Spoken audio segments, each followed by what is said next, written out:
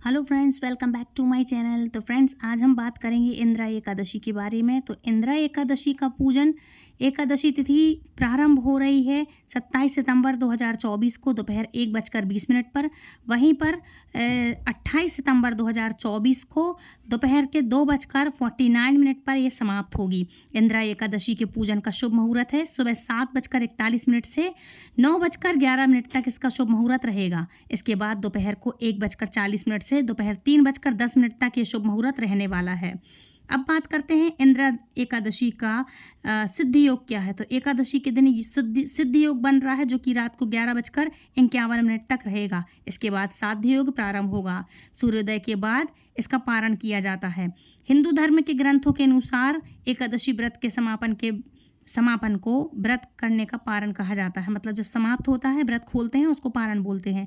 एकादशी व्रत अगले दिन सूर्योदय के बाद पारण किया जाता है। एकादशी व्रत का पारण द्वादशी तिथि पर समाप्त होने से पहले जरूर करना चाहिए। अब बात करते हैं एकादशी व्रत का पारण समय क्या है। तो इंदिरा एकादशी व्रत पारण समय 29 सितंबर 2024 को होगा। वो दिन होगा रविवार का।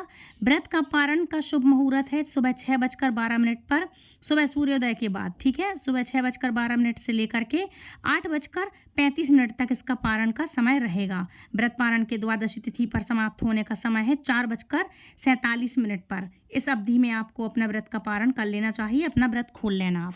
अब बात करते हैं इंदिरा एकादशी की विधि के बारे में। तो इंदिरा एकादशी के दिन आपको सुबह जल्दी स्नान करके स्वच्छ वस्त्र धारण करना चाहिए। स्नान की विधि मैंने पहले ही बताई है। या तो आप बढ़िया से जाकर कहीं नदी है आपके यहाँ, आपके क्षेत्र में, तो नदी में स्नान कर सकते हैं। कहीं जलाशय में, झरना वगैरह जो भी है, बारिश का टाइम है, आपके यहाँ जैसा जो भी अवेलेबल हो वो कर सकते हैं। नहीं तो आप अपना शुद्ध वाटर ले लें थोड़ा सा, और 1 बाल्टी पानी में डालकर फिर आप स्नान कर सकते हैं शुद्ध जल की। नर्मदा जल है और गंगा जल है, जो भी जल आपके यहाँ अवेलेबल हो, तो वो आप घर में ही आप उससे स्नान कर सकते हैं। फिर मन में आपको व्रत का संकल्प लेना चाहिए।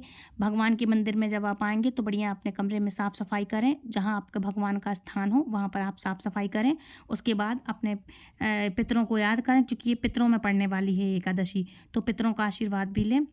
इसके बाद आप साफ़ सफाई करने के बाद अपने मन में इसका संकल्प लें, और फिर एक पुष्प ले लें। और चावल आज के दिन नहीं छुआ जाता है, इसलिए चावल ना लें आज, लेकिन पुष्प ले लें, जल ले लें। इसके बाद आप व्रत का संकल्प लें, अपने पितरों को याद करें। व्रत का संकल्प के बिना, मैंने आपको पहले ही बताया कि अगर आपने व्रत का संकल्प नहीं लिया तो व्रत अधूरा माना जाता है, और किताब उसकी कहानी होती है जो, उसको भी पढ़ने से।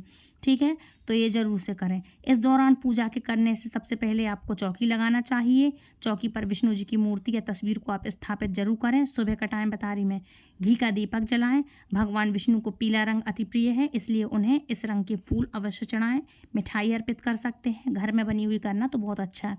इसके बाद सभी को आप अर्पित करने वाली सामग्रियों को भी चढ़ा दें जो आप लाए हो भगवान को। मौसमी फल हैं, पूजा करें, उनका अभिषेक करें। अभिषेक पंचामृत से करें, दूध, शक्कर, शहद, घी, है ना, इस सब चीज़ों से आप और पंचामृत करें। पंचामृत से उनको अर्पित करके, मतलब उनको स्नान करवाएं और पंचामृत का भोग लगाएं। और इन सब चीज़ों से उनको पहले नहलाएंगे और अलग से बना के रखेंगे एक कटोरी में, उसका वो भोग भी लगाते हैं, क्योंकि ये उनको अति प्रिय है पंचामृत। ठीक है, तो उनको पहले षोडशोपचार से आप पूजन करेंगे।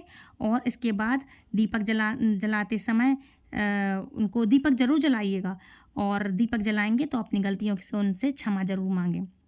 अब आप ज़रूरतमंदों को अपने सामर्थ्य अनुसार दान जरूर निकालिएगा, क्योंकि ये ऐसा टाइम चल रहा है कि जो पूर्वजों की आत्मा को शांति भी प्रदान करता है और पितरों में पड़ने वाला है ना। इसके कारण आपको ऐसा जरूर करना चाहिए।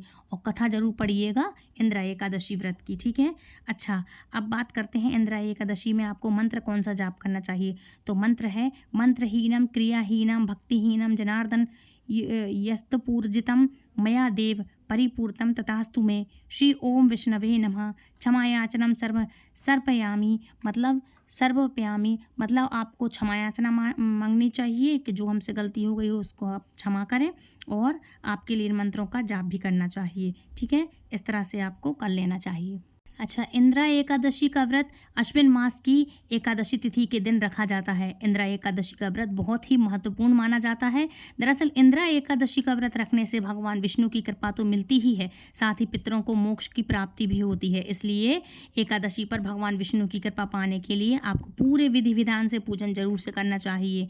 इंदिरा एकादशी का व्रत कब रखा जाता है, कैसे रखा जाता है, इसका महत्व क्या है, पूजन विधि क्या है, सारी मैंने आपको वैसे जानकारी दे दी है। लेकिन जो भी आपको और कुछ जानकारी हो या आप पूछना चाहते हो तो प्लीज़ मुझे कमेंट ज़रूर करना आप, ठीक है।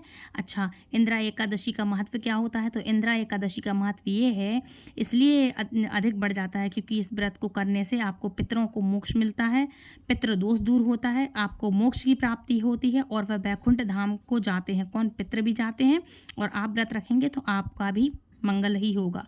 साथ ही इस व्रत के प्रभाव से खुद के लिए भी स्वर्गलोक के द्वार को आप स्वयं खोलते हैं। पद्म पुराण में वर्णित विधि के अनुसार इंदिरा एकादशी का व्रत रखने से पहले दशमी तिथि के दिन पितरों का श्राद्ध करें।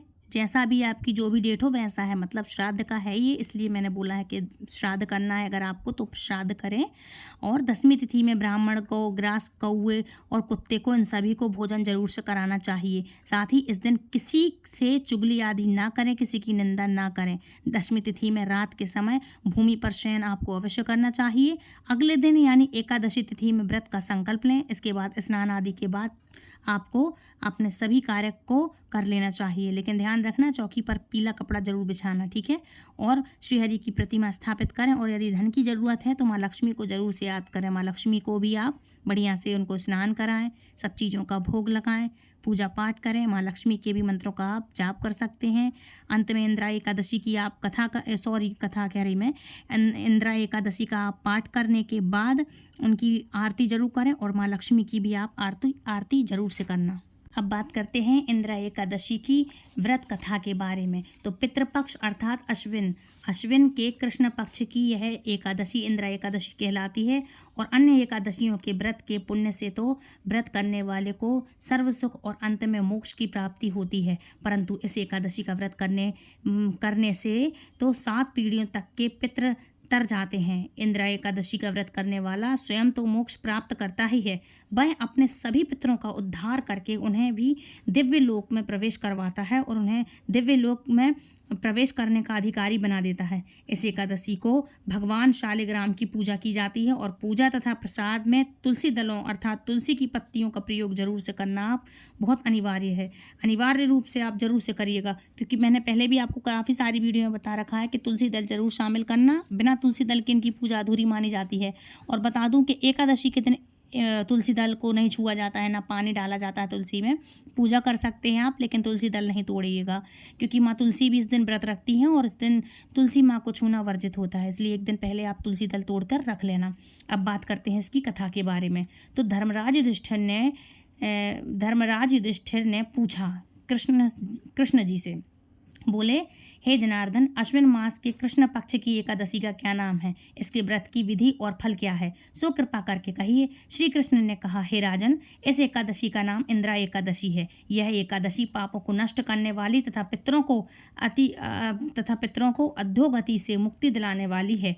आप ध्यान पूर्वक इसकी कथा सुनो। इसके सुनने मात्र से वाजपेयी यज्ञ का पुण्य फल प्राप्त होता है। सतयुग में महिष्मती नाम की नगरी में इंद्रसेन नाम का एक प्रतापी राजा धर्मपूर्वक अपनी प्रजा का पालन करते हुए शासन करता था। वह राजा पुत्रों, पौत्र और धन धान्य से संपन्न तथा विष्णु का परम भक्त था। एक दिन जब राजा अपनी सभा में बैठा था तो आकाश मार्ग से महर्षि नारद उनकी सभा में आए। राजा को देखते ही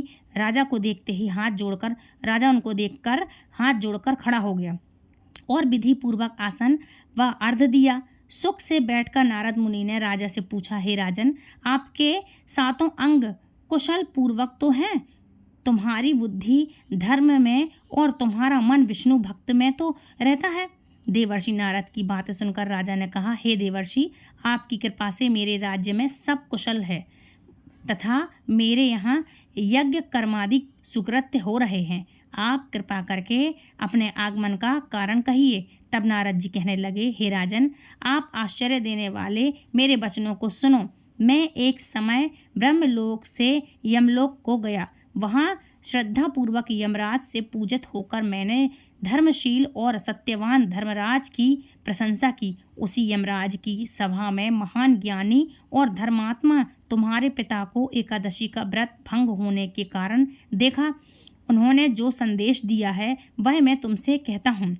तुम्हारे पिता ने कहलवाया है कि पूर्व जन्म में कोई विघ्न हो जाने के कारण मैं यमलोक में रह रहा हूँ। हे पुत्र, यदि तुम इंद्रा एकादशी का व्रत मेरे निमित्त करो तो मुझको स्वर्ग की प्राप्ति हो सकती है।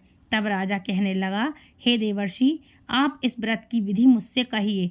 नारद जी बोले, हे राजन, अश्विन मास के कृष्ण पक्ष की दसवीं तिथि के दिन प्रातःकाल श्राद्ध सहित स्नान करना चाहिए। इसके पश्चात दोपहर को भी स्नान करना चाहिए। उस समय जल से निकलकर श्रद्धापूर्वक पितरों का श्राद्ध करें और एक समय भोजन करें तथा रात्रि को पृथ्वी पर शयन करें। दूसरे दिन अर्थात एकादशी के दिन प्रातःकाल दतुन करें और स्नान करें। इसके पश्चात भक्तिपूर्वक व्रत का संकल्प करें।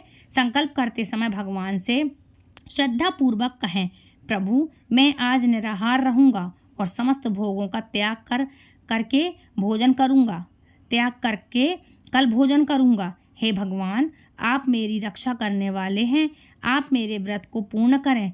इस प्रकार आचमन करके दोपहर को शालिग्राम की मूर्ति के आगे फल फूल रखकर उनकी पूजा करें। शाम को भगवान विष्णु की धूप दीप नैवेद्य आदि से पूजन करें तथा रात्रि जागरण जरूर करें। उसके उपरांत द्वादशी के दिन मौन होकर बंधु बांधवों सहित भोजन करें।